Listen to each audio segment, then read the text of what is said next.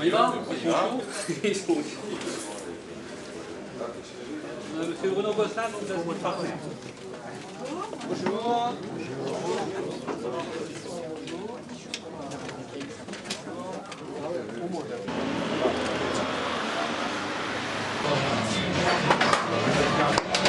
Nous avons une taxe qui est assez élevée et qui est plus en accord avec les recettes escomptées.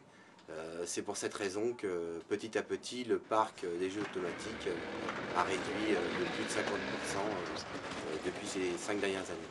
Je vais être amené certainement à réduire si aucune législation est mise en place. On s'est penché sur votre problématique et on a décidé de vous proposer un plan d'action étalé sur 8 mois. On va vous aider dans un premier temps à aller chercher ce que j'appellerais vos alliés naturels. Soit vous représentez que vous-même, soit on réussit à démontrer qu'au-delà de vous-même, attention, il y a les cafetiers, attention, il y a les associations de joueurs, attention, il y a ceci, cela. Et là, vous allez arriver en position de force. Sur un plan de 8 mois, il faut que la coalition d'intérêts soit montée au bout de 3-4 mois, qu'on puisse être représentatif et être fort vis-à-vis des pouvoirs publics. Ensuite, il y a la rencontre avec les élus. Donc là, ce sont quand même des leaders d'opinion. C'est quelque chose qui se déclenche parfois en 15, 20, 30 jours pour avoir des rendez-vous qui sont importants. C'est un ami à moi qui est dans l'informatique, qui emploie de temps en temps des sociétés de lobbying et qui m'a dit de toute façon tu auras vraiment du mal à t'imposer à faire passer quelque chose si tu ne passes pas par ces gens-là qui ont l'habitude de discuter avec les gens du gouvernement. Il faut réussir à faire que votre sujet ne soit plus votre sujet, mais soit un vrai sujet d'actualité. Il nous a ouvert les yeux dans le sens où déjà on se demandait, on se disait on disparaît parce que nos jeux ne sont plus bons, parce qu'on n'a pas de renouveau. Dès qu'ils sont arrivés, ils n'ont pas mis 15 jours pour nous faire comprendre que si on disparaissait, en fait, c'est parce que nos lieux d'exploitation disparaissaient. Des lobbies comme vous, il y en a plein.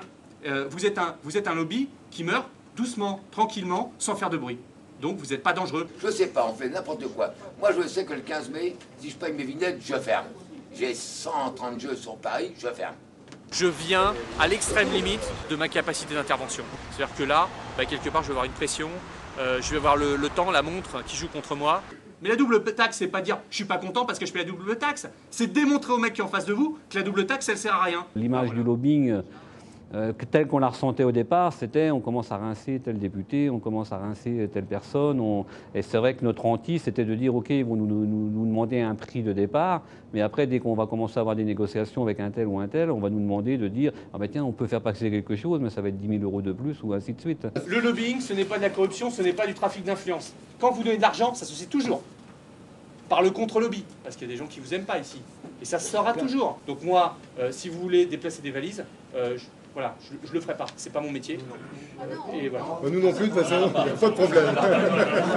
Je suis pas extrêmement satisfait de moi, mais globalement, bon, j'ai présenté ma démarche, j'estime qu'elle tient la route. Donc, en tous les cas, à partir du moment où on décide de travailler ensemble, moi je suis transparent, il y a des rendez-vous, que ce soit avec le bureau ou d'autres personnes, je suis disponible.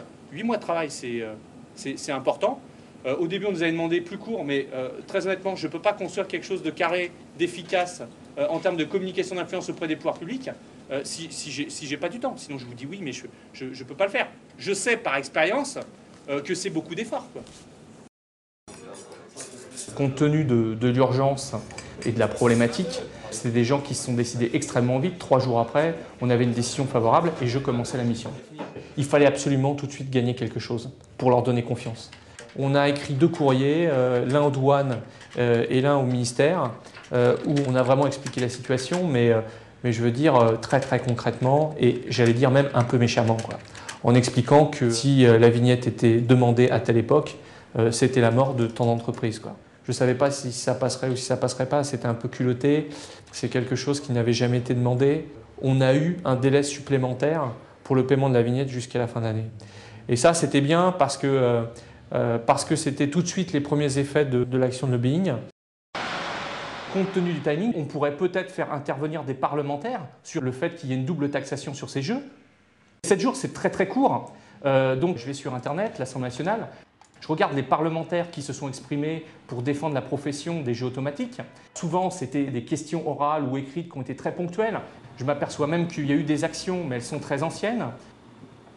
Je reprends contact avec des parlementaires et j'essaye de voir si, avant cette échéance de 7 jours, ils peuvent me poser une question et proposer un amendement. J'appelle un parlementaire qui s'appelle Mariani. C'est pas passé, mais ça a permis de voir un petit peu comment réagissaient les parlementaires par rapport à ce sujet.